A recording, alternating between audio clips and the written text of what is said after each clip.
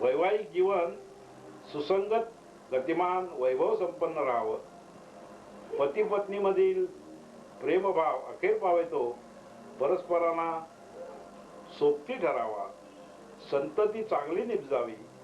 गृहस्थाश्रमी जीवनामध्ये जीवनमान सुखकर व्हावं वगैरे अगणित गोष्टी लाभण्यासाठी देवाधर्माच्या साक्षीनं संपन्न व्हावं यासाठी धार्मिक विधी महत्वपूर्ण आहेत.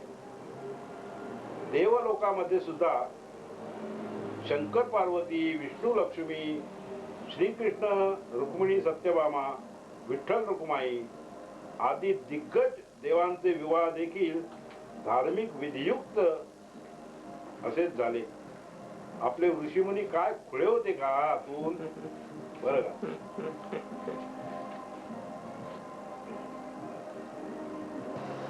मामा, आता लग्नाचा विषय निघालाय तर जरा तुझ्या लग्नाबद्दल सांग ना. सांगतो ना. सगळ्या पाठच्या भावंडांची जबाबदारी माझ्यावर पडली. मुंबईला मी नोकरी करत होतो. कॉटन मिलला सुदैवाने जागा मिळाली होती सरकारी. त्यावेळी तुझ्या आईचं आणखीन तुझ्या छबू मावशीच्या लग्नाची ज्यावेळी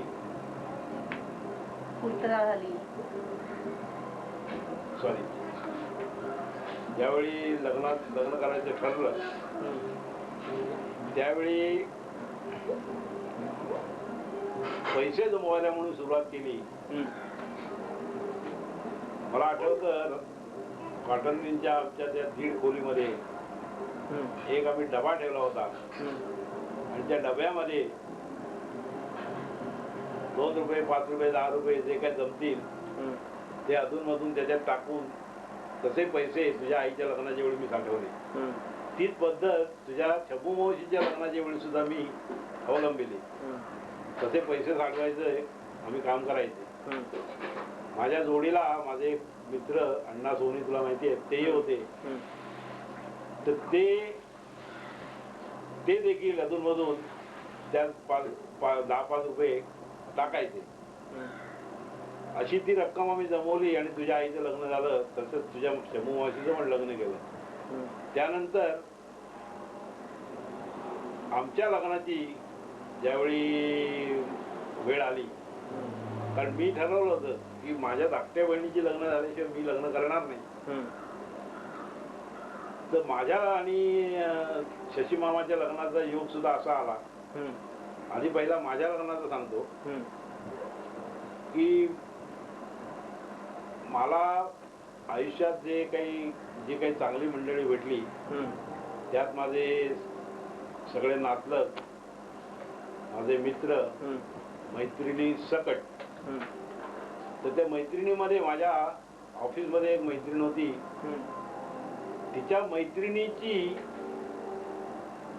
एक बहीण ज्यावेळी लग्नाची होती ती म्हणजेच तुझी आत्ताची मामी.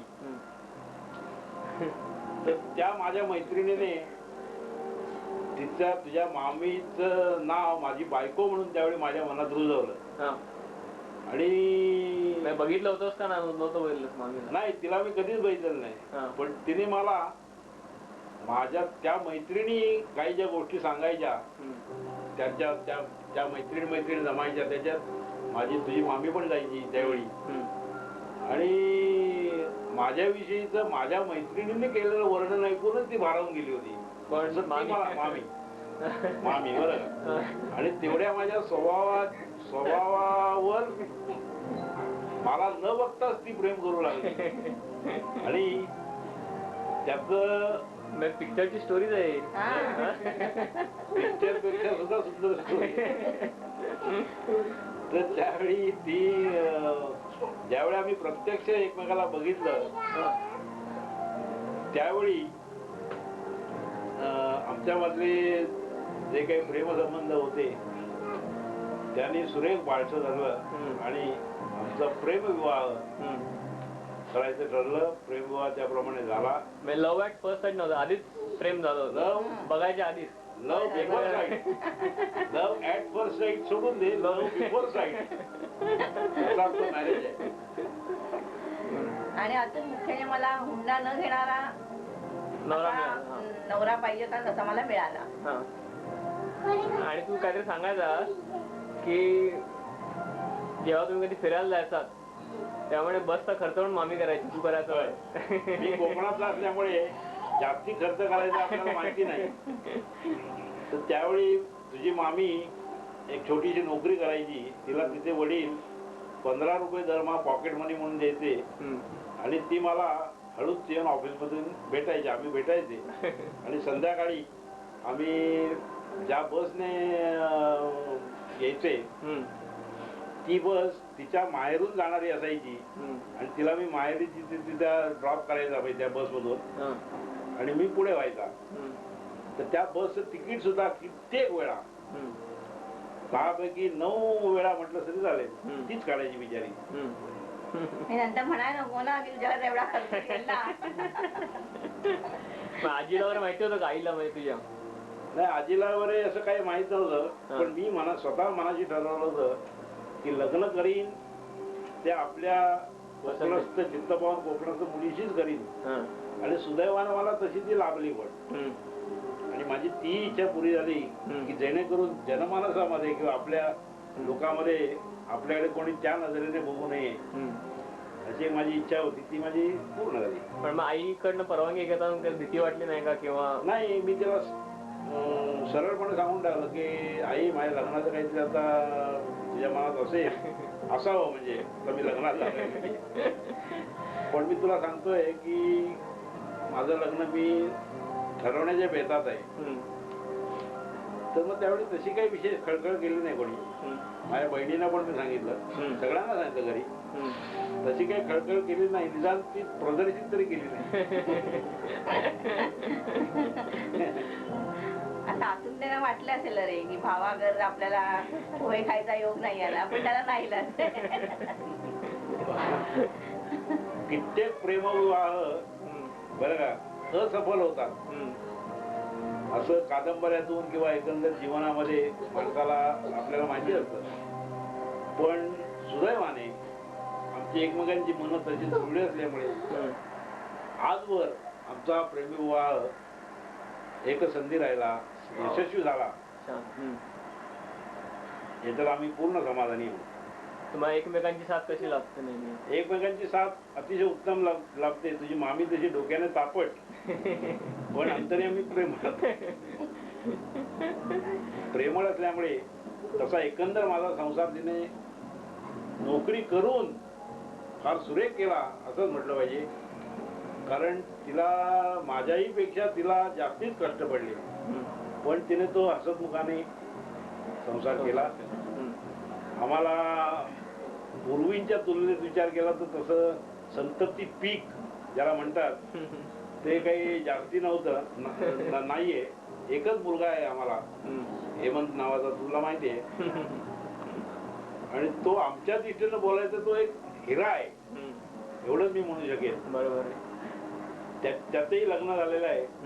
त्याची बायको सुद्धा, तिचं नाव वीणा, तुला माहिती आहे.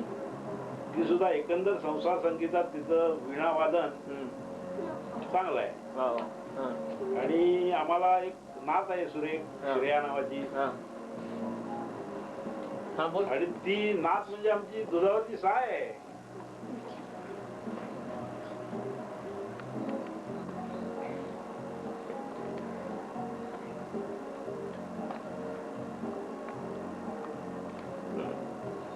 बोल.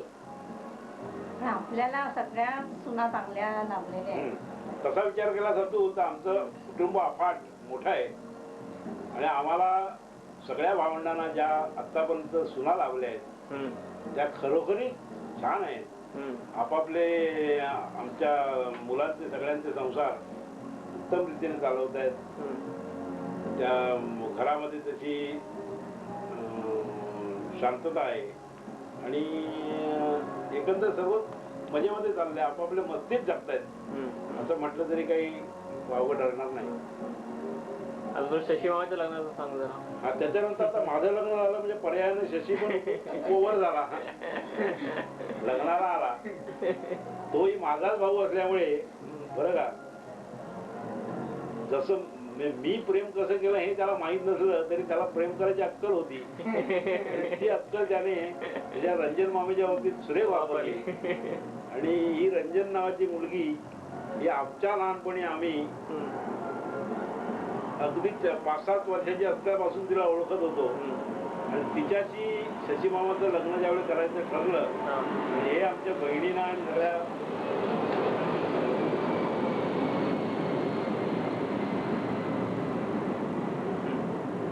लहानपणीची ओळख होते तेव्हापासूनच काय?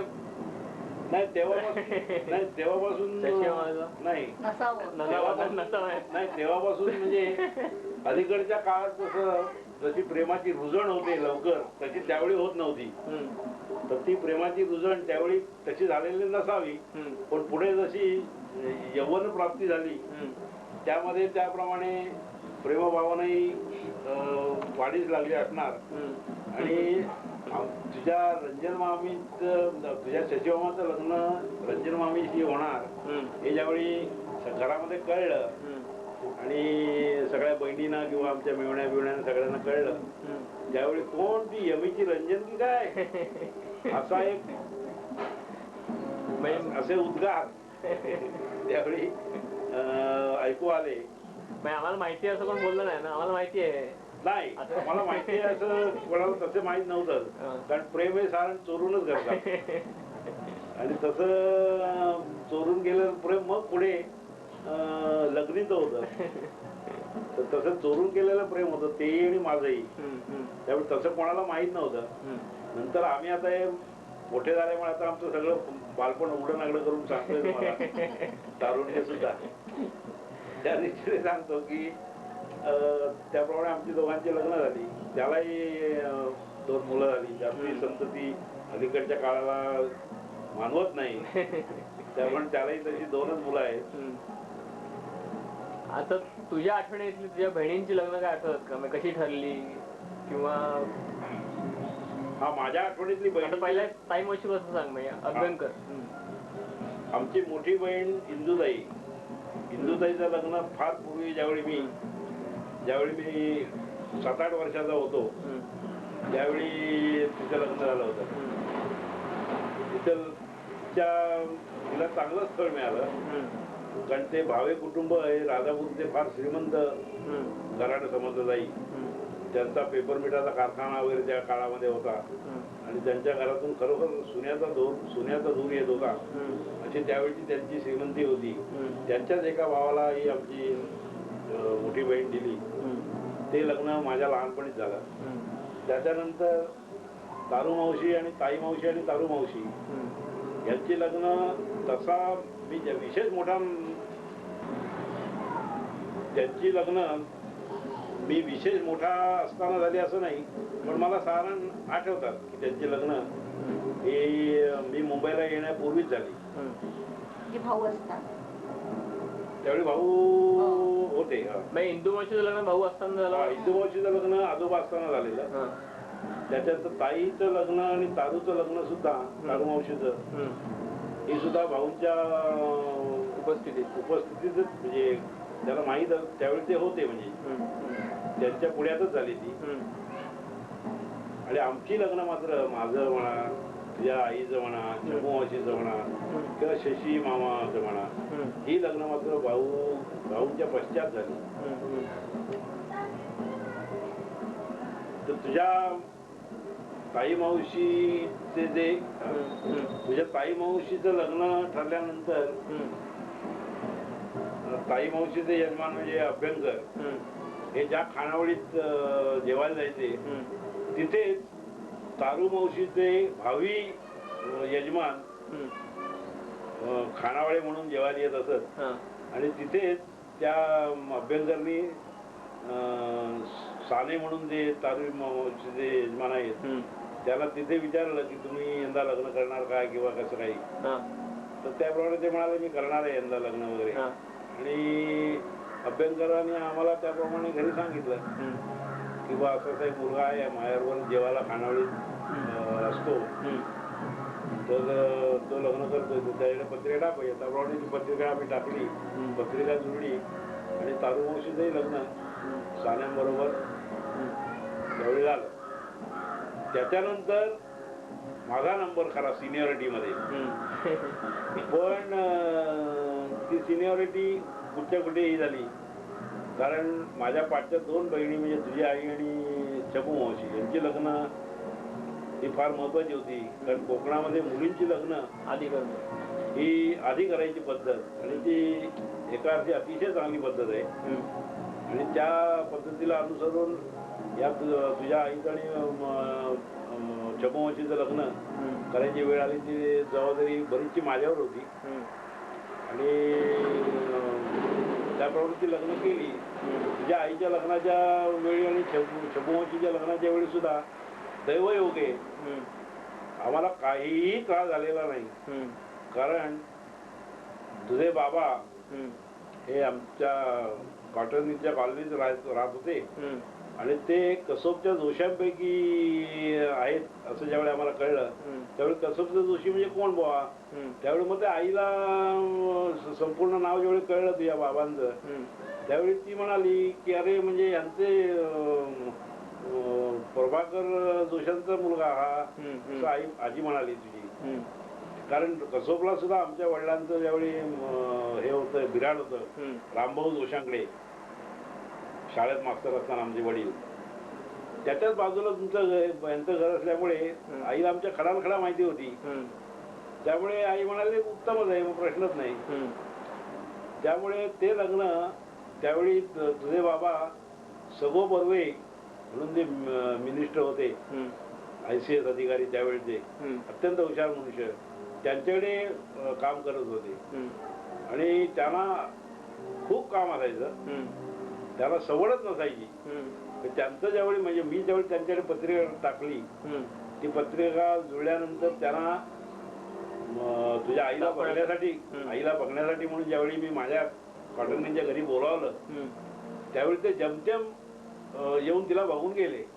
धावती विजिट. परंतु माझी बहीण अतिशय तशी दिसायला चांगली असल्यामुळे ती पसंत झाली त्यांना. आणि मग ते लग्न आम्ही त्यांचे काका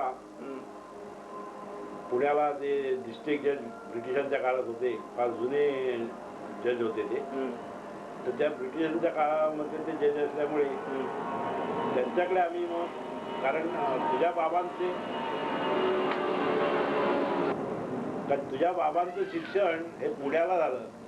तुझे बाबा जवळजवळ 7 वर्ष तिकडे होते आणि त्यामुळे तुझ्या बाबांचे पालक या नात्याने लग्नाच्या ज्यावेळी त्यांचं बोलणी करायची होती त्यावेळी मी आणि तुझी आजी असे आम्ही पुण्याला गेलो. त्या तुझ्या तुझ्या आजोबांकडे आम्ही त्यावेळी गेलो. आणि तुला सांगायला म्हणजे मला एक असा आनंद, आजही आनंद होतो की तुझ्या बाबांचं म्हणजे तुझ्या आईचं लग्न, तुझ्या आई बाबांचं लग्न हे अक्षरशः 2 मिनिटात ठरलं. कारण त्याचं असं की तुझे आजोबा दिवाकर आजोबा जे पुण्याचे ते अतिशय विशाल हृदयाचे होते, मोठ्या मनाचे होते आणि हुंडा बिंडा घ्यायचा नाही हे पहिल्यापासून ठरलं असल्यामुळे आणि आमची परिस्थिती तुझ्या बाबांनी त्यांच्या कानावर घातली असल्यामुळे आणि तेही आम्हाला दुरान्वयाने ओळखत होते. म्हणजे असे की पाटणकर म्हणून ते रामभोनच्या घरात कुटुंब राहतं वगैरे वगैरे, त्यांचीच मुलगी वगैरे वगैरे. तर त्या दृष्टीने त्यांनी आईला आणि मला एवढंच विचारलं की तुम्ही तुमच्या मुलीसाठी तुम्ही येऊन असा किती खर्च करायला तयार आहात. तर त्यावेळी मी त्यांना सांगितलं की काहीतरी 1000-1200 रुपये आम्ही खर्च करू. तर म्हणले ठीक आहे, बाकीचा खर्च आम्ही करू. लग्न ठरलं. या 2-3 याच्यात लग्न ठरलं सुद्धा, लग्न झालं देखील.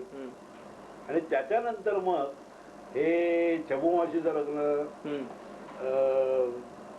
लग्नाची ही वेळ आली आणि चबू मावशीचं लग्न सुद्धा आमचे, मी ज्यावेळी मुंबईला राहायला होतो त्यावेळी तिथे एक राम बोर्डिंग नावाचं बोर्डिंग होतं.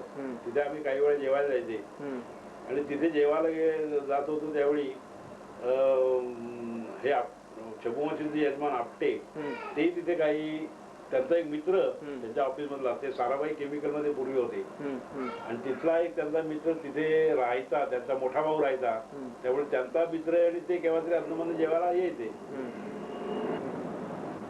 तर त्यावेळी ते लग्न करतात असं ज्यावेळी कळलं त्यावेळी शबुवंशीची पत्रिका मी त्यांच्याकडे दिली आणि ती जुळल्यामुळे त्यांचं लग्न शबुवंशीचं लग्न ठरवण्यासाठी आम्ही ते मूळचे बडोद्याचे म्हणजे बडोद्याला राहायचे त्यांचे वडील वगैरे आणि त्यांच्याकडे सुद्धा लग्न हे जसं तुझ्या आईचं लग्न जसं आम्ही जोशी दिवाकर जोशी आजोबांकडे ठरवलं तसंच 2 मिनिटामध्ये अक्षरशः तेही लग्न ठरलं.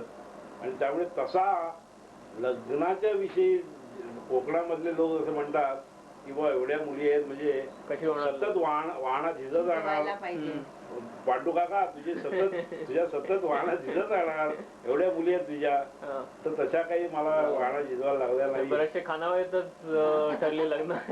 दोन्ही लग्न त्याची खानावळीच्या माध्यमातूनच ठरली. अगदी बरोबर.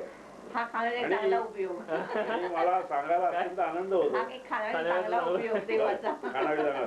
आणि मला सांगायला अत्यंत आनंद होतो की या दोन्ही माझ्या धाकटे बहिणी आपापल्या संसारात अतिशय सुखा समाधानात आहेत.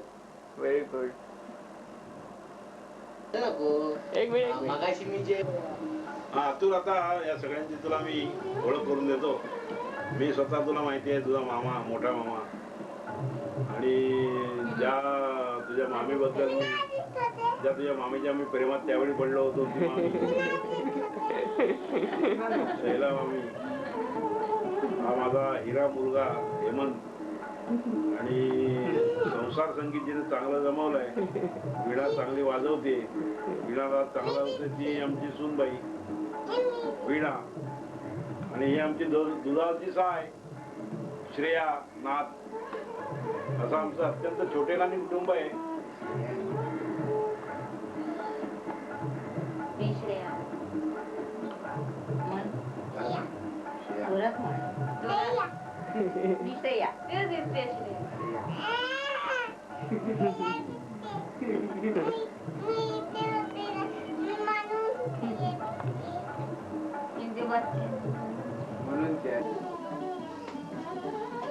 आता अतुल आमच्या पाटणकर कुटुंबियांचा हा इतिहास अर्थात ते इथपर्यंत जवळपास मी तुला आता कथन करून सांगितलंय तुला.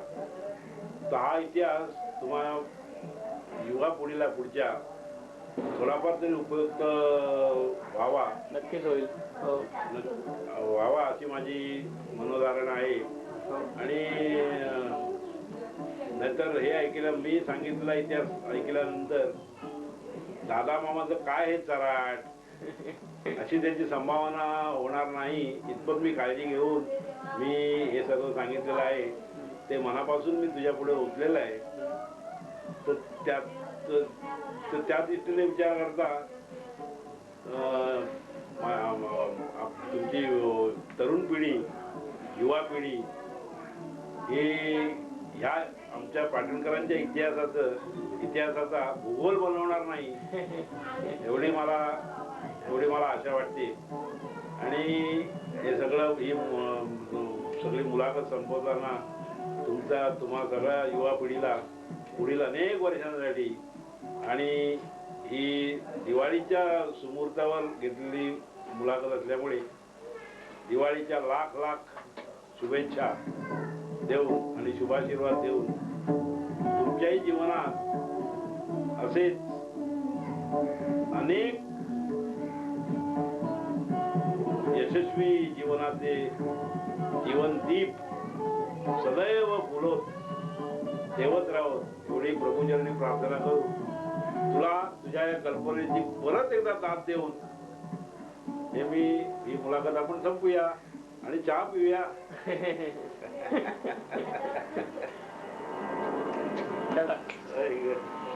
आता मजा येईल.